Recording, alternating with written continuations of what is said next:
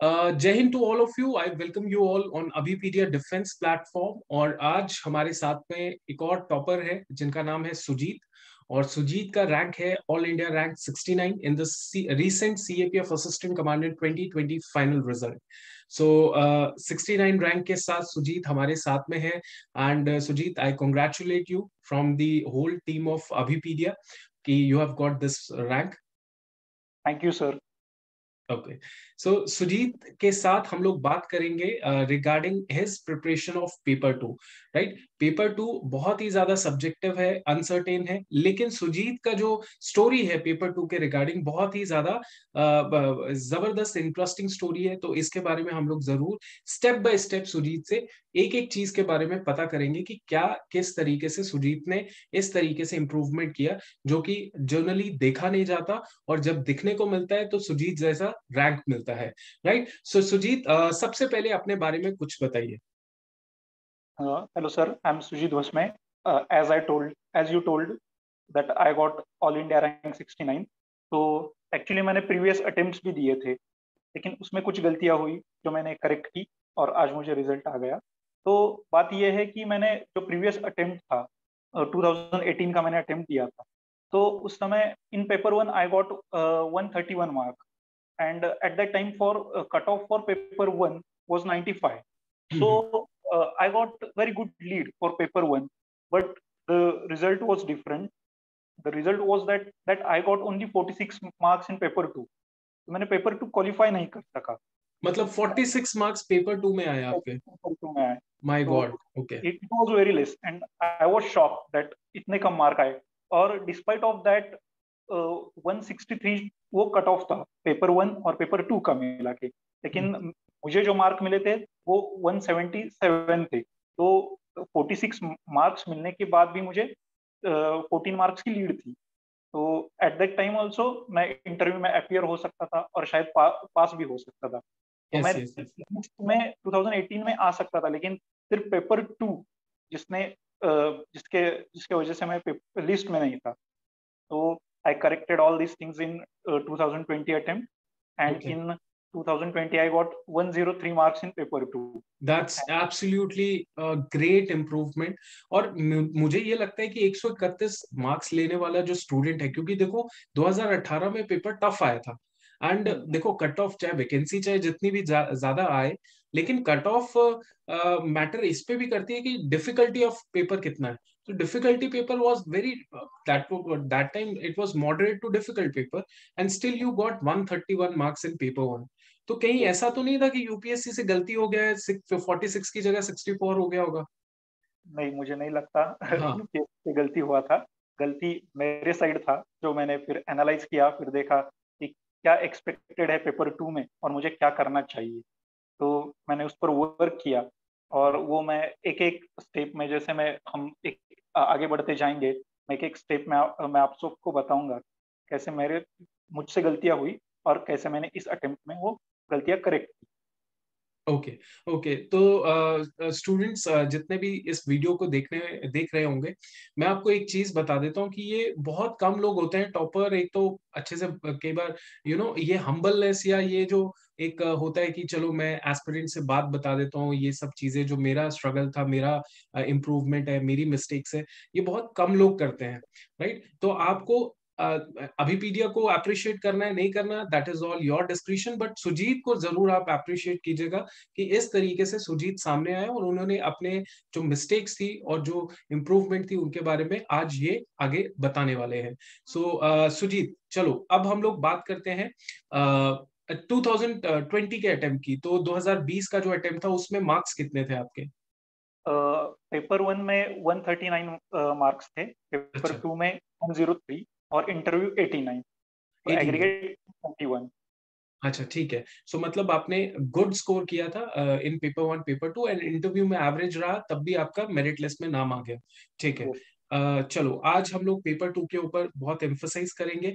ये paper two is very unpredictable, as you just experienced it also.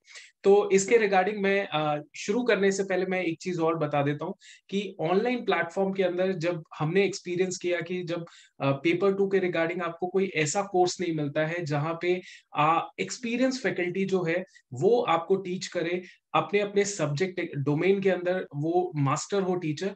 तो इसी चीज को, इसी गैप को फुलफिल करने के लिए what Abhipedia has come up is a complete live course for paper 2, जिसमें expert faculty of Abhipedia, for example, Bansal sir, who is the founder and managing director of Abhimanyu and Abhipedia, he'll be taking economics issues and special lectures on special topics.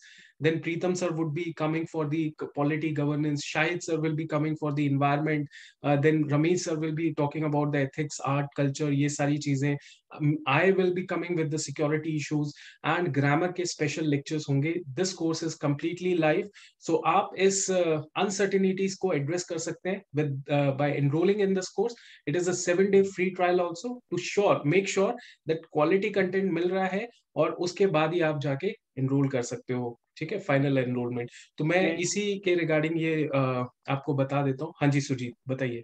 ये great initiative है, क्योंकि कैसा होता है कि अभी मेरा एक अटेम्प्ट पूरा मैं फेल हो गया पेपर 2 की वजह से. तो I think this is a great initiative, and those student who feel weak in paper 2 और paper 1 should join this initiative, because एक अटेम्प्ट अगर फेल हो जाता है तो एक साल बर्बाद हो जाता है. तो this is my suggestion that those students who feel weak in paper 2 or paper 1 or even in interview should join such type of courses and improve themselves.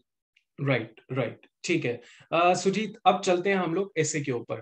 ऐसे के ऊपर जो है, कैसे आपने शुरुआत किया, कैसे वो इम्प्रूवमेंट देखने को मिली, उसके बारे में बताइए. Over to you. तो जब हम देखा जाए तो ऐसे as far as essay is concerned, 6 topics are given to you and you have to write 4 essays and each essay should be write in 300 words. Okay, तो पहले आपको देखना है कि जो ऐसे के टॉपिक दिए हैं वो आपने प्रिपेयर किया है और आप अच्छे से लिख सकते हो. You have to choose the topic accordingly. तो ऐसे होता क्या है, आपको 300 वर्ड्स में एक टॉपिक पर लिखना है. तो ऐसे ऐसा होता है कि जैसे आप कुछ कोट से शुरुआत कर सकते हैं. ऐसे की एक बॉडी होती है, जैसे कि कोट से आप शुरुआत करते हैं, फिर उसके बाद आप उस टॉपिक के बारे में डिटेल बताते हैं, फिर इंट्रोडक्शन, पहले तो इंट्रोडक्शन लिखते हैं, फिर बॉडी है, फिर कंक्लूजन है, उसके बीच में कोट्स है, सम रिपोर्ट्स है, सम डेटा है. तो ऐसे आपको लिखना है. लेकिन ऐसे लिखते समय बहुत लोग गलती करते हैं, जैसे इंट्रोडक्शन ही कुछ लोग नहीं लिखते, कुछ लोग कोट्स ही नहीं लिखते. अगर आप कोट लिखेंगे तभी आपका इंप्रेशन होगा. जैसे टेक एक एग्जांपल ऑफ 2021 ऐसे टॉपिक. सपोज टॉपिक ये है, Chinese economic policy in countries bordering India. तो चाइनीज इकोनॉमिक पॉलिसी के बारे में, जो देश बॉर्डरिंग कंट्रीज है, वो चाइनीज इकोनॉमिक पॉलिसी के बारे में लिखना है. तो अगर आप ऐसा कोट लिखते हैं that you can change your friends but not neighbours, जो अटल बिहारी वाजपेयी ने कहा था, तो it shows that you have some knowledge about the foreign policy, you have some knowledge about the current affairs. So जैसे गलवान क्लैश हुआ, उसके बाद हमने कुछ ऐप बैन किए. तो जो अभी as far as China is concerned, और जो फिस्कल डेफिसिट है, तो वो it is more than $60 billion. तो you should know about the basic economic policy and you should put forward some of the points related to it. So introduction अगर आप ऐसा coat लिखते हैं तो वो एक इंप्रेशन बना सकता है. आप उसको अंडरलाइन कीजिए, फिर इंट्रोडक्शन लिखिए. जैसे कि इंडियन बॉर्डरिंग कंट्रीज कौन सी है, जैसे श्रीलंका है, नेपाल है, बांग्लादेश है, पाकिस्तान है, और चाइना की पॉलिसी. तो उसके बारे में एक लूसिड लैंग्वेज में आपको लिखना पड़ेगा कि जो आपका एग्जामिनर है उसको भी समझ आ जाए कि आपने क्या लिखा है. और अगर आप कोई ऐसे कीवर्ड्स यूज करते हैं, जैसे कि string of the pearl policy होगा, तो आपको उसको एक्सप्लेन करना चाहिए. जो आप बॉडी लिखेंगे, कंटेंट लिखेंगे, अगर आप वोल्फ वॉरियर डिप्लोमेसी लिख रहे हैं उसके बारे में, अगर आप डेप्ट ट्रैप पॉलिसी चाइना की लिख रहे हैं, तो आपको वो थोड़ा सा 2-3 लाइन में एक्सप्लेन करना पड़ेगा. You just cannot use keywords randomly, because you should not expect from examiner that what you are writing he should know all these things. Okay, so आप एक्सप्लेन करते जाइए बॉडी में, इंट्रोडक्शन में 2-3 line लिख लीजिए। Introduction बड़ी होनी नहीं चाहिए। जैसे प्रॉब्लम क्या होता है, बहुत सारे सीएसई स्टूडेंट होते हैं, तो सीएसई में तो आपको बहुत सारा ऐसे लिखना पड़ता है। यहाँ तो 300 वर्ड्स में आपको लिखना है। तो what you have to do, 300 words में आपको इंट्रोडक्शन 2-3 लाइन्स में लिखो, बॉडी बनाओ, उसमें लिखो ये सारे चीज। जैसे कि अभी इस टॉपिक में बताया जाए, तो जैसे ग्वादार का इशू है, जहाँ बलूचिस्तान में जो मिनरल्स है, इस पे China want to claim that. Suppose Sri Lanka, Hambantota port is there. वैसे नेपाल की फॉरेन पॉलिसी और नेपाल की इकोनॉमिक पॉलिसी ने how China is impacting that over that. Suppose currency manipulation हुआ, वो है डंपिंग ऑफ द गुड्स हुआ।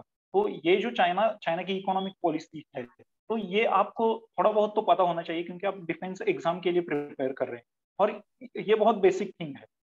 So in body you have to write such keywords so that your content should be powerful, and you have to elaborate in lucid language. And उसके बाद आपको conclusion पे आना है। I think writing conclusion is very difficult because you have to balance your things as well as to provide solution. कि अगर आप कुछ solution देते हैं, तो your essay becomes strong, that you are not just complaining but giving some solutions how to tackle with this thing, how to tackle with Chinese economic policy. तो जैसे हमने ऐप बैन किए, we should raise the question in WTO. तो I think in such type of essay we have to write this. So basically all in all essay should be like that. You should have to put quote, you should have good introduction, you should have good body as well as conclusion. तो अगर और कुछ बच्चे ऐसी गलतियां करते हैं, जैसे कि डेटा, बहुत सारा डेटा लिखेंगे, तो वो ऐसे पढ़ने में दिक्कत आ जाएगी ना। वो आपका जो एग्जामिनर है वो क्यों आपका ऐसे पढ़ेगा, वो 4-5 मार्क देकर आगे चला जाएगा। तो बहुत सारा डेटा मत लिखो, कुछ कोट करो, और जो डेटा लिखोगे वो लूसिड होना चाहिए। वो बहुत ऐसे स्टैटिक्स मत दो, जो, क्योंकि आप एक it's like you are writing an GS answer, you are not putting some statics. तो this should be about essay. तो आपको 4 ऐसे लिखने हैं, तो you have to also manage the time as well, that for, and you have to give justice to all essays. ऐसा नहीं होना चाहिए कि आपको एक टॉपिक पे बहुत ज्यादा मालूम है तो आप उस पे लिखते जा रहे। You have to here stick to the word limit. So I think sticking with word limit as well as giving justice to all topics is very much important. Okay. Okay. तो दिस इज अबाउट एसे। और मैंने क्या किया था, मैंने हर एक एसे में coat लिखा था और उसको अंडरलाइन किया था। तो ये होना चाहिए। और to start with this is English paper as well, so you have to be grammatically correct, you have to use the punctuations accordingly. तो ऐसा नहीं कि आपके पास नॉलेज है लेकिन some grave grammatical mistakes are there, तो ये आपको अवॉइड करना है। So I think this is about essay, but essay जैसे आप टॉपिक पढ़ेंगे तो देखना चाहिए ये ओपिनियन है या there are also other side of the essay. So if there is other side, then you have to write it in 2-3 lines. लेकिन और उसके बाद फोकस क्या है essay का, तो फोकस इंडिया के चाइनीज इकोनॉमिक पॉलिसी का इंडिया के ऊपर जो इम्पैक्ट है वो लिखना है। तो आपको फोकस ऐसे का मेंटेन रखना है, फ्लो है वो मेंटेन रखना है। Do not bulk it unnecessary, आप ऐसे को बल्क मत करो। And I think use of active voice is important here. As far as is concern, you can use active voice. Examples दो, लेकिन रिलेवेंट एग्जाम्पल होनी चाहिए। एग्जाम्पल ऐसे ही ऐसी अननेसेसरीली मत एग्जाम्पल पुट करो। This should be relevant with topic and should support the focus of the topic. ठीक है। So all in all, I think this is about essay, and essay carries 80 marks. So it plays crucial role whether you are in the list or not. So essay पे आप focus करो। And problem sir क्या होता है कि मैंने जो गलतियां की, जैसे एग्जाम आया और मैंने एग्जाम के 1 महीना पहले लिखने के लिए स्टार्ट कर दिया। तो I think eight that time this was my mistake. तो आप एग्जाम के पहले 6 महीने से लिखते जाओ, एंड आई थिंक लिखना ही इम्पोर्टेंट नहीं है, आप किसी से चेक करो। जैसे कुछ रेनॉन टेस्ट सीरीज है, जैसे आप लगा सकते हैं, मार्केट में है। और हम्म, अगर आपके पास सीनियर है, आपके पास कुछ अच्छे दोस्त है, तो उनको पढ़ने के लिए दो। And I think for essay to have good knowledge about the various topics और current related aspect, one should read the editorial part of the newspaper, like Indian express है। इसमें बैलेंस्ड व्यूज आते हैं, ओवर क्रिटिकल व्यूज नहीं आते। तो I think Indian express is very good paper, तो वो आप पढ़ सकते हैं। और बहुत नेगेटिव किसी चीज के बारे में मत लिखिए। तो ऐसे के लिए इतना I think it is sufficient. Okay. Sujeet का जो भी पॉइंट्स इन्होंने बताए, उसको अगर हम लोग थोड़ा और शॉर्ट तरीके से कंक्लूडेड चीजें बताएं, तो इसमें इन्होंने ये बताया है that we can use quotes, right?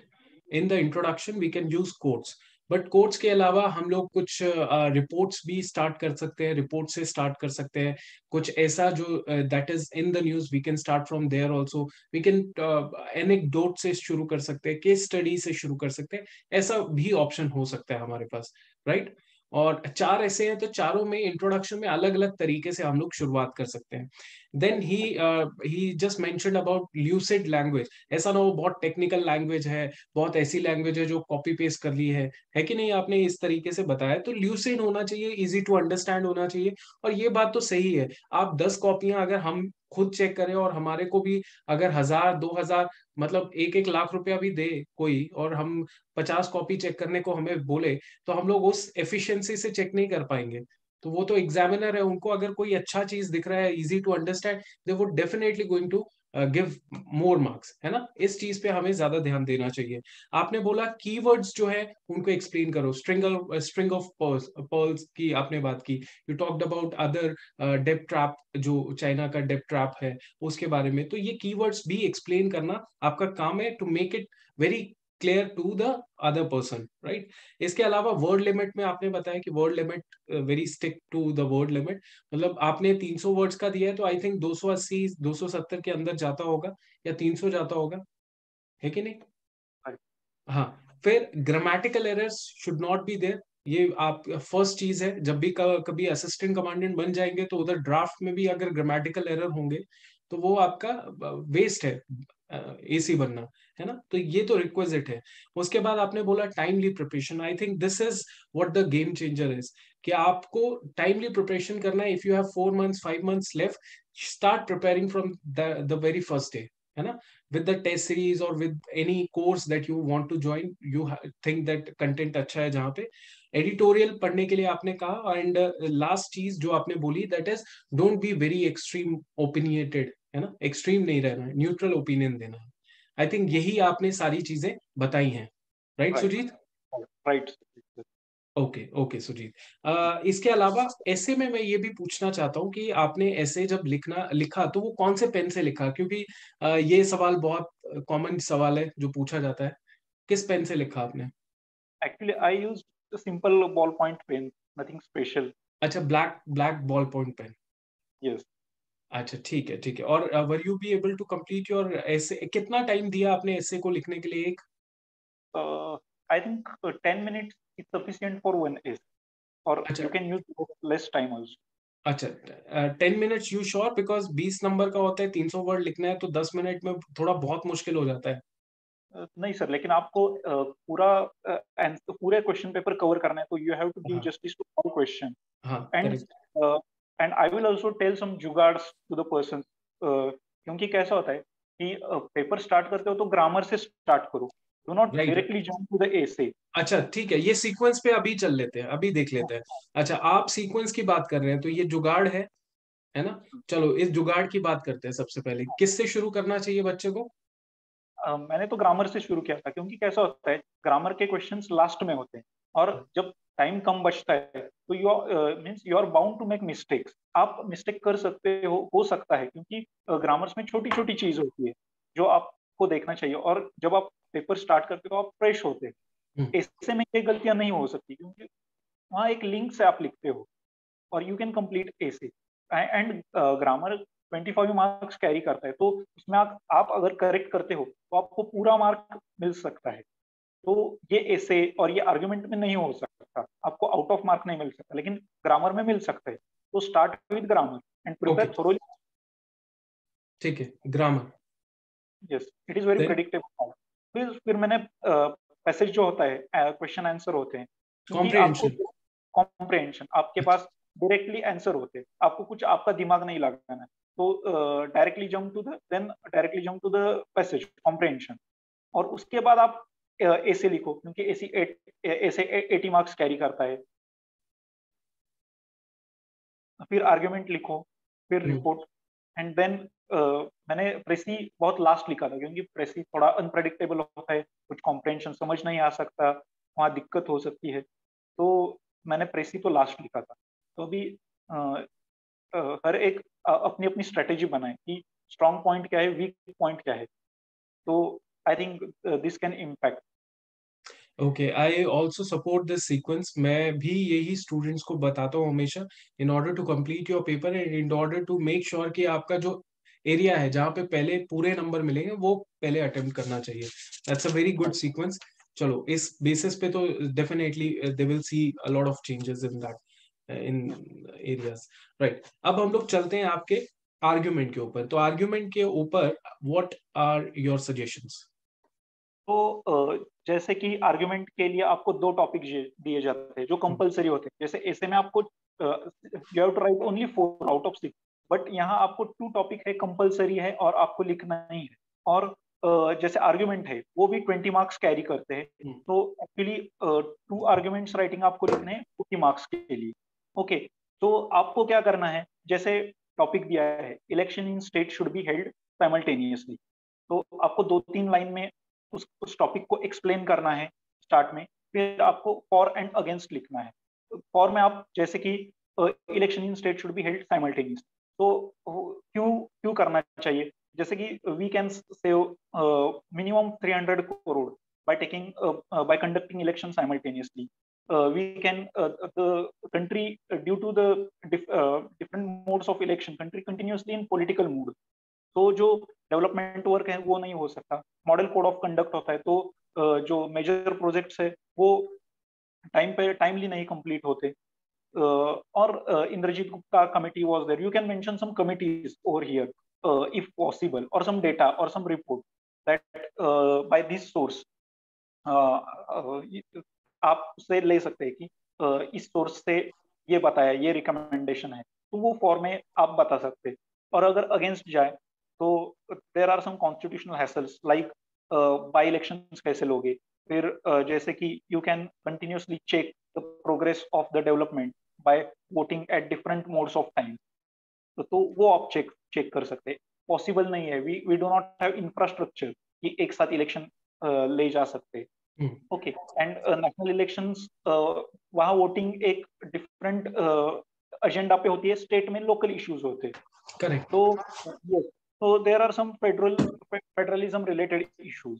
Okay, so ये अगेंस्ट के पॉइंट हो गए। और लास्ट में आपको कुछ तो स्टैंड लेना है कि जैसे कि साइमल्टेनियसली नहीं होने चाहिए, तो आपका पॉइंट होगा तो वो आप पुट कर दीजिए। अगर आपको लगता है कि साइमल्टेनियसली होनी चाहिए तो उसको थोड़ा स्ट्रेस कीजिए, लेकिन आपकी टोन जो आपका जिसके साथ आप हो तो वो आपको स्टिक करना चाहिए, और आपकी टोन है वो उस आंसर में आपको दिखनी चाहिए। वो फॉर एंड अगेंस्ट पॉइंट में आपकी जो टोन है, आपका जो स्ट्रेस है वो दिखना चाहिए कि आप किस पॉइंट पे स्ट्रेस करते हो।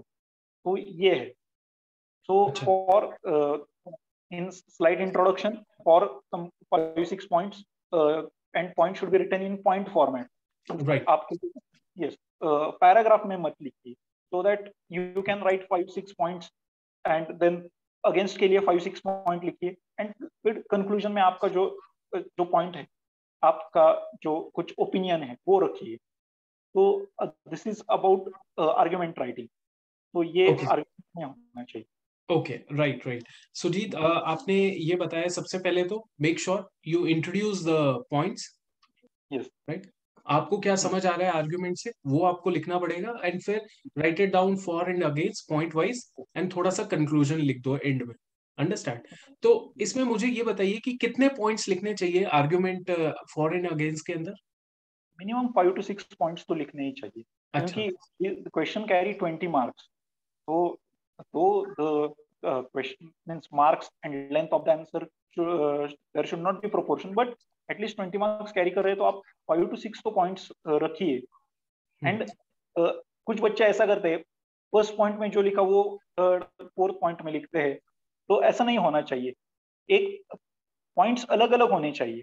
आप फर्स्ट पॉइंट में वही एक्सप्लेन कर रहे हैं, थर्ड पॉइंट में फिर वही घुमा फिरा के एक्सप्लेन कर रहे हैं, then it will not make sense. Okay, तो ठीक है, you have to write the different points okay, and okay, there should be eye catching introduction, कि कुछ तो ऐसा कैची लिखो कि इंट्रोडक्शन. हर एक क्वेश्चन में ये नहीं पॉसिबल है, लेकिन अगर आपके पास डेटा है and I think the question paper of whole paper 2 is predictable. जैसे सेकंड क्वेश्चन है, farmers protest are politically motivated, तो at that time there was political movement regarding withdrawal of yes, farmers. Yes, yes, तो ये आप predict कर सकते हो. जैसे अभी एक इंसिडेंट हुआ था आसाम राइफल्स रिलेटेड, हाँ, ठीक है. हाँ, तो अप्सपा पे आपको पूछा जा सकता है कि फॉर एंड अगेंस्ट लिखो, ठीक है. देयर वाज हिजाब controversy, so you can write whether it is freedom or it is something operation thing. So ये जो टॉपिक है वो आप प्रेडिक्ट कर सकते हो. आप you can just take any current affair booklet and you can see it is very predictable, कि आप देख सकते हैं कि क्या पूछा जा सकता है क्या नहीं. तो this is about argument writing.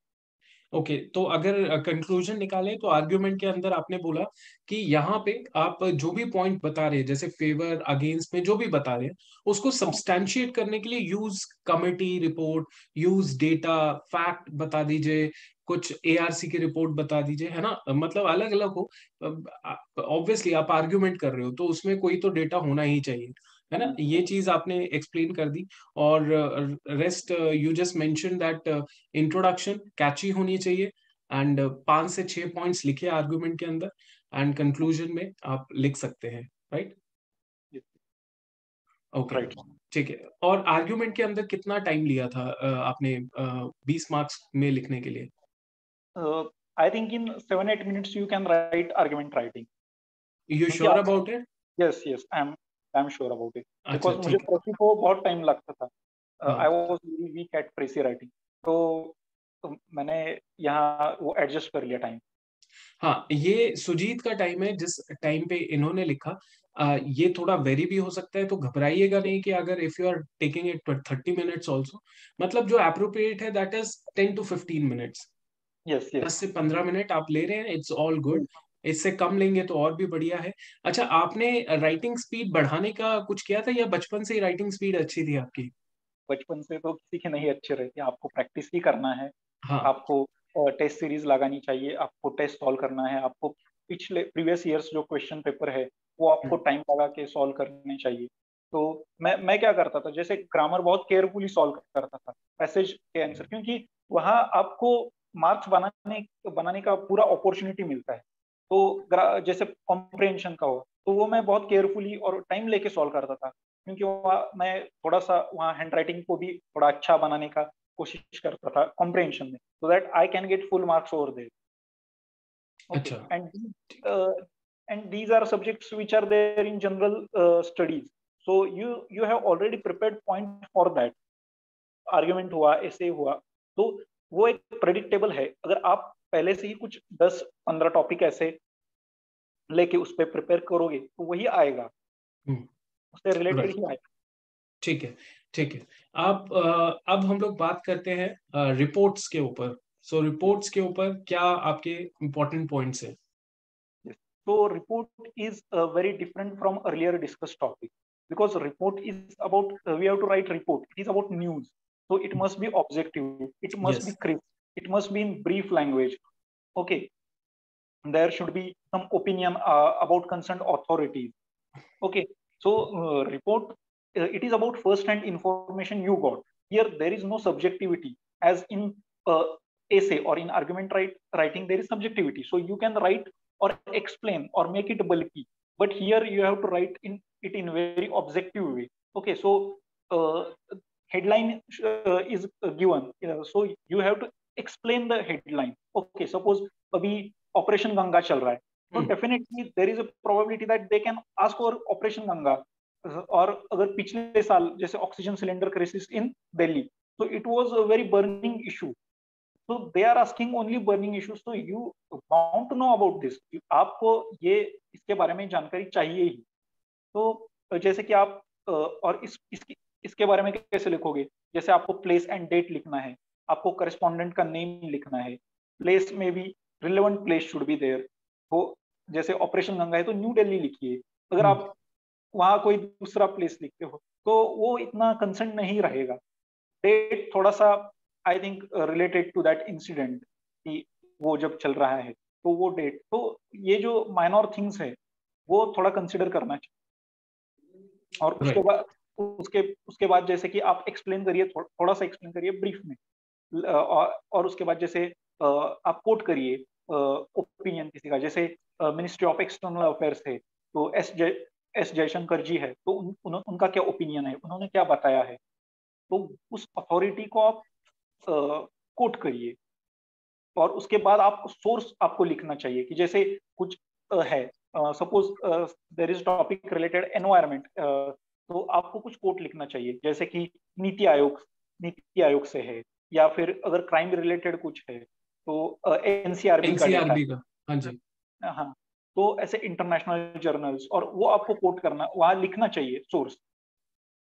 तो this will make the format about report writing. Very well से, वेरी वेल। सो रिपोर्ट में अगर हम लोग बात करें जो सुजीत ने बोला और उसको नटशेल में देख लेते हैं, it should be very objective in nature, it shouldn't be very subjective. इसका मतलब जो है वही आपको दिखाना है कि नहीं? यस। हाँ, तो ये तो बहुत ज्यादा इंपॉर्टेंट है, क्रिस्प रखना है। जो इम्पोर्टेंट जो पॉइंट है वो हेडलाइन है, that should be little bit introduced. And यहाँ पे ओपिनियन खुद का नहीं बल्कि किसी मिनिस्ट्री का होना चाहिए, या फिर किसी नीति आयोग का हो गया, कुछ जयशंकर साहब का हो गया जो आपने बताया। Source yes. You should mention, because it makes your report realistic, है ना, कि जो चल रहा है वो उसी के हिसाब से। जैसे आपने ऑपरेशन गंगा का बताया, एब्सोल्युटली करेक्ट। 2014 में एक ऑपरेशन के ऊपर भी सवाल आया था, ऑपरेशन राहत। ऑपरेशन राहत पे सवाल आया था, तो ऑपरेशन गंगा पे भी सवाल आ सकता है। नक्सलाइट का अटैक हुआ था, 2014-15 का टाइम था। इस बार भी नक्सलाइट अटैक हुआ है, तो हमारे असिस्टेंट कमांडेंट साहब है, उनकी मार्टियर हो गए वो। तो इस तरीके के जो सवाल है वो डेफिनेटली प्रिडिक्टेबल है। बट ये चीज जो है, इसके लिए आपको प्रैक्टिस करना जरूरी होगा। प्रैक्टिस के बगैर तो कुछ भी बात नहीं बनेगी, राइट? ओके। सो ये हो गया हमारा रिपोर्ट के ऊपर काम।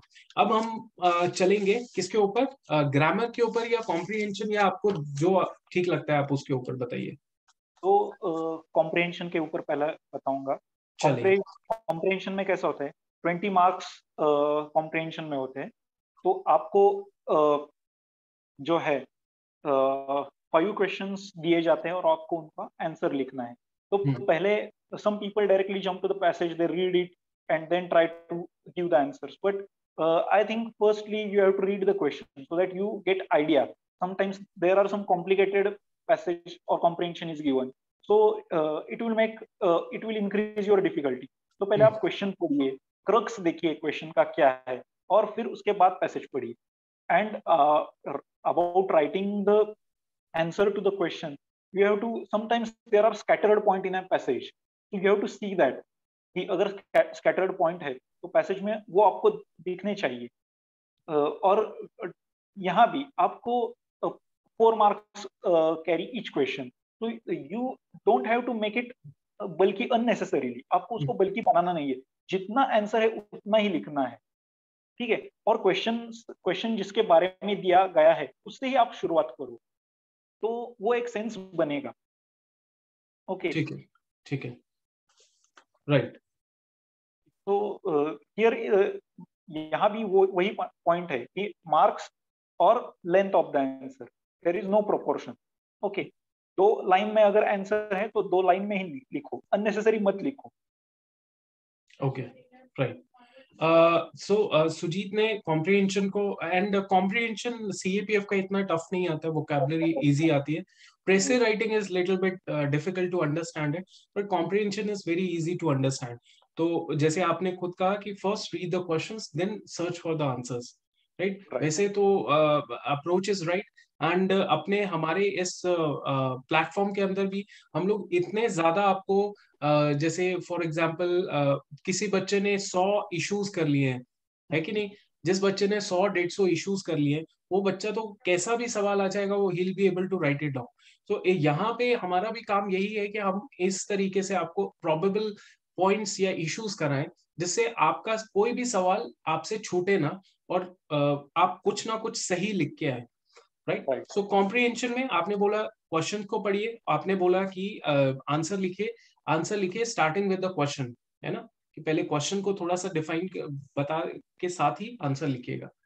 आपने इस तरीके से बताया, ठीक है, very good. Then we are going to talk about what? Grammar.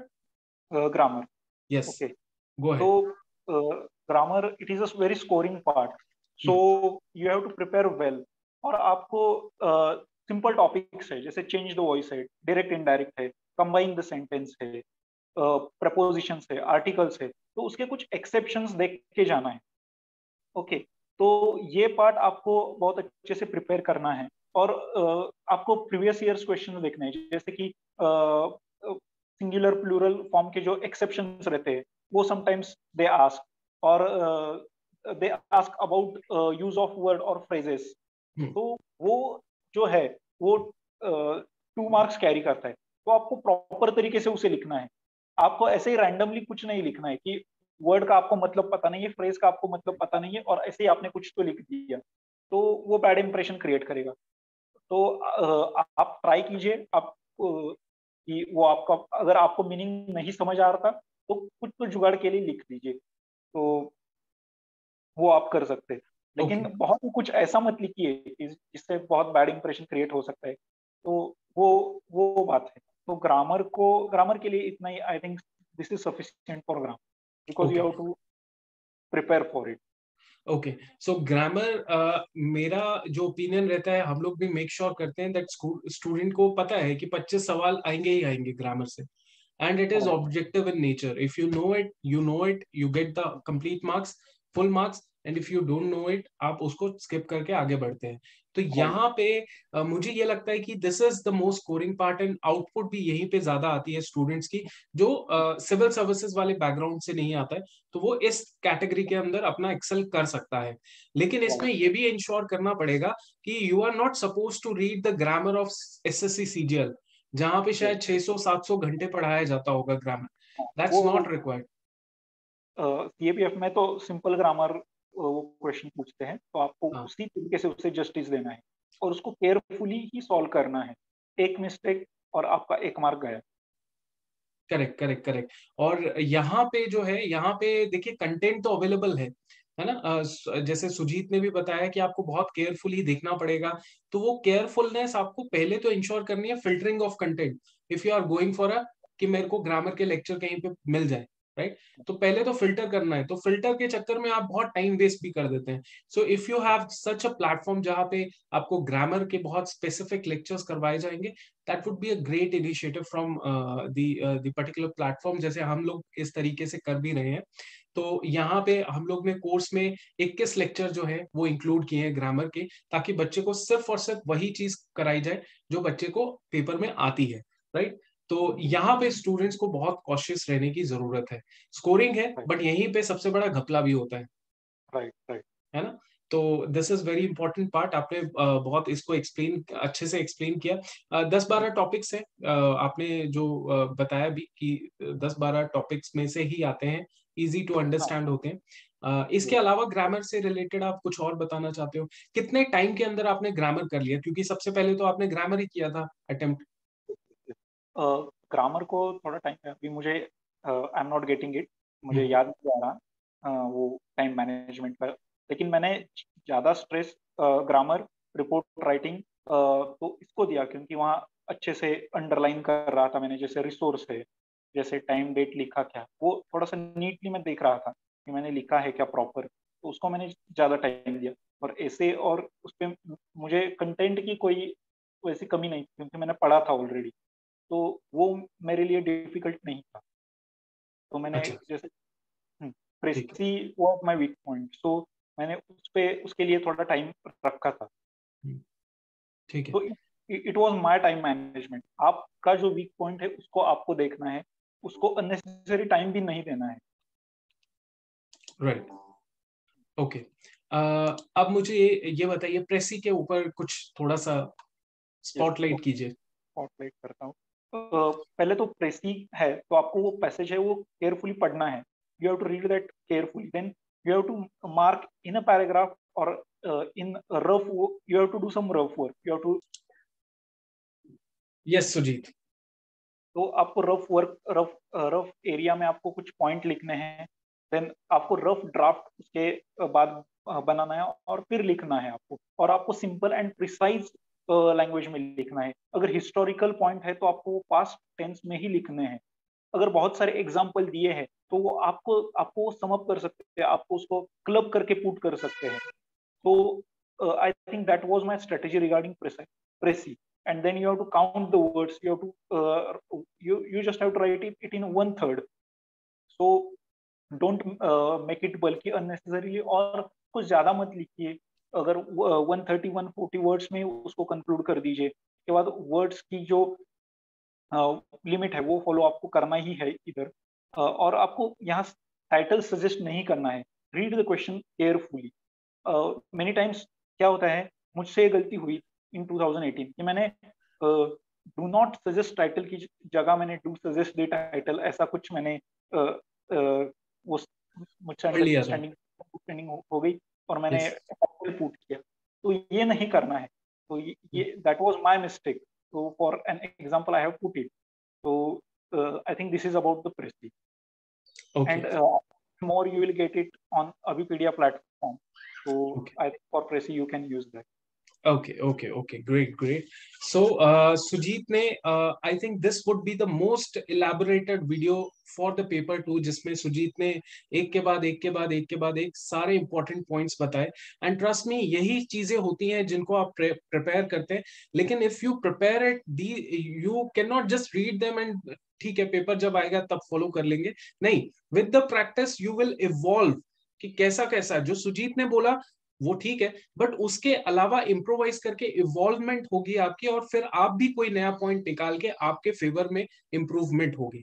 तो ये इवॉल्वमेंट का प्रोसेस होता है। Answer writing is evolving process, जहां पे आपको प्रैक्टिस हर दिन करनी पड़ती है। हर दिन कुछ नया, हर दिन कुछ नया सीख के आपको प्रैक्टिस करनी पड़ती है। सो सुजीत, कुछ पेपर 2 के बारे में लास्ट चीज आप बताना चाहते हैं? कोई मिस्टेक आपने 2018 में की, या कुछ ऐसी चीजें जो स्टूडेंट के लिए हेल्पफुल हो? Uh, just give me a second. Yes. आपको मैं समअप करता हूँ। जैसे आपको करंट अफेयर्स पढ़ना है, आपको एडिटोरियल्स पढ़ना है, आपको कुछ पॉइंट्स निकालने हैं, और जो मिस्टेक्स जैसे हैंड राइटिंग अच्छी थोड़ी होनी चाहिए, जो एग्जामिनर को उसको समझ आ जाए, ऐसे हैंड राइटिंग आपकी रहनी चाहिए। पंक्चुएशंस आपको यूज करना है, ग्रामेटिकली कुछ करेक्ट लिखना है। तो ये बेसिक बेसिक पॉइंट्स है और ये प्रैक्टिस से ही होंगे। ये एक दिन में ऐसा नहीं होगा कि आपने तो पॉइंट पढ़ लिए और मैंने लिख दिया, ऐसा हो नहीं सकता। आपको कोट्स आपको नोट्स बनाना है, जैसे कोट्स आप निकाल सकते हैं, आप कुछ रॉ डेटा निकाल सकते हैं। और अगर आपको दिक्कत है तो कुछ जुगाड़, जैसे आप एक न्यूज है तो उसको आप बाय हार्ट कर सकते हैं कि ऐसा ऐसा फॉर्मेट था और ऐसा ऐसा फॉर्मेट है और मैं ऐसे ही लिखूंगा। तो बाय हार्ट करके वो फॉर्मेट आप उसे लिख सकते हैं। तो ये कुछ पॉइंट्स थे जो आपको you have to consider it. Okay, and okay, that's great. अच्छा, ओके, ठीक है। और इसके अलावा ठीक है, सुजीत को हम विश करते हैं all the very best. Sujeet, आपको अल्टीमेटली आपका डिजायर, जो जॉब डिजायर था, आप उसकी तरफ बढ़ रहे हैं। धीरे धीरे सब हो जाएगा। एंड नेक्स्ट जो डिजायर है वो आई थिंक सिविल सर्विसेज है। नहीं सर, अभी तो मैं असिस्टेंट कमांडेंट पे ही मेरा फोकस है। बहुत एंड बढ़िया, बहुत बढ़िया। अच्छा, ठीक है, क्योंकि ये जॉब ही इतनी रिस्पॉन्सिबल है कि आप किसी और के बारे में सोचेंगे तो वो जस्टिस जॉब के साथ नहीं होगी। और जब सल्यूट मारते हैं आपको कॉम्बैट सोल्जर्स, तो वो यस। बहुत बड़ी चीज होती है। वहां पे फिर समझ आता है कि क्या रिस्पॉन्सिबिलिटी है, and we have to justify with the position. तो इसके अलावा सुजीत, आपकी तरफ से कोई एंड चीज जो बच्चों के लिए 2022 के स्टूडेंट्स को पेपर वन के लिए सोचनी चाहिए, ऐसा कुछ एक दो पॉइंट्स बता दीजिए, then we finally end this session. For paper one. Yes. Okay, for paper one I think जो ऐसे टॉपिक्स है, जैसे कि स्पोर्ट्स पे कुछ क्वेश्चन आते हैं, कुछ जैसे कि जो आर्मी नेवी और एयरफोर्स में डेजिग्नेशन है वो इक्विवेलेंट वो बुक्स है। तो ये जो कुछ टॉपिक है जो बहुत सारे बच्चे पढ़ते नहीं है, तो these are score making topics, वो इजी है, वो हो सकता है, उससे से बाय हार्ट करना है आपको। तो ये कुछ टॉपिक पे आपको थोड़ा लाइट थ्रो करना पड़ेगा, और रिवीजन अच्छे से करना पड़ेगा। आप you have to go through the previous year question paper, आपको उससे स्टिक रहना ही पड़ेगा, तभी आप ये पेपर निकाल सकते हैं। और science, many students fear science topic, they score fully in polity, even economics का पार्ट तो थोड़ा होता है, ज्योग्राफी, एनवायरमेंट का पार्ट थोड़ा ही रहता है। तो वो सब आपको क्वेश्चन पेपर का एनालिसिस करके ही मिलेगा। तो क्वेश्चन ओके। पेपर का एनालिसिस कीजिए और रिवीजन पे ज्यादा ध्यान ध्यान दीजिए। एक ओके। ही सब्जेक्ट, सब सब्जेक्ट को जस्टिस दीजिए। ठीक है। हाँ, और पेपर वन के लिए जो आपने बताया, दैट्स एब्सोल्युटली करेक्ट, कि जो आपका एरियाज है जहाँ पे सबसे ज्यादा स्कोर मिलता है, उसको आप पकड़ के रखिए और वहां से स्कोर सबसे ज्यादा उठाइए। एक हमारे टॉपर हैं, आप जानते भी होंगे, मनोज बागोरिया करके। यस। हाँ। तो he got 160 marks in paper one in correct. 2020, है ना। तो 160 मार्क्स लाना बहुत ज्यादा अच्छा था, बहुत ज्यादा अच्छे मार्क्स हैं 160। तो अल्टीमेटली उनसे भी बात करके यही रियलाइज हुआ कि कोई ऐसा नहीं है कि कुछ बहुत तगड़ी चीज है जो हमें पता नहीं चल रही है। It is just that you have to specific subjects के ऊपर इतना अच्छा कमांड कर लीजिए कि 5-10 नंबर जो है आपको वहां से एक्स्ट्रा मिल जाए, तभी आपको 130 से 30 नंबर एक्स्ट्रा मिल जाएंगे तो 160 बन जाएंगे। तो उनकी यही थी कि मैथ्स रीजनिंग में आई एम टॉपर, मतलब मैथ्स रीजनिंग में मैं सबसे बेस्ट स्कोर करता था। एक आधा यस। सवाल गलत होता था, 25 सवाल में से एक आधा सवाल गलत हो गया, तो 20 सवाल वहीं पे सही हो गए, है कि नहीं। और उसके यस। अलावा he was very good in science, तो वहां से अच्छा हो गया। बाकियों में उन्होंने एवरेज किया तो 160 नंबर आ गए।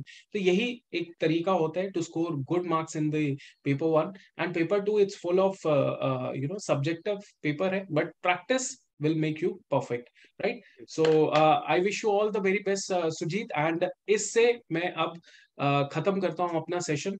एंड थैंक यू सुजीत कि आप यहाँ पे आए, एंड इतना हम्बल पर्सनालिटी है, obviously you will go at very good position in the upcoming future. Wish you all the very best of luck. Thank Thank you, you. Sujit. Thank you.